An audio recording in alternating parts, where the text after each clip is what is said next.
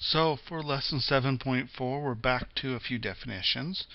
So let's talk about some stuff. First is the law of large numbers, and it says when independent observations are drawn at random from any population with a finite expected value, then you can choose the accuracy of x bar. So what happens is, the larger your sample size, the more closely your x bar will approximate the expected value. Now remember, the expected value is the mean. It's the true mean of the data set. But we don't know what the true mean is. We do know, however, that this x bar thingy here, that as n, that's our sample size, gets closer and closer to infinity, our x bar becomes closer and closer to the real average.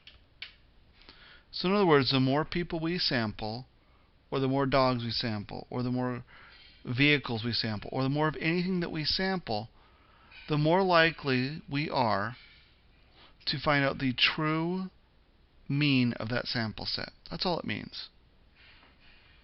Okay. Now there's something called the false law of small numbers. And here's what happens. People don't understand that probability is a long-term game.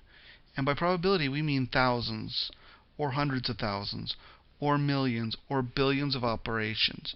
Because remember, even if we have a billion observations, and a billion's a lot, we still don't have an infinite number of observations. So if we roll dice 6 billion times, we expect about 1 billion of ones and 1 billion of twos, 1 billion of threes, etc.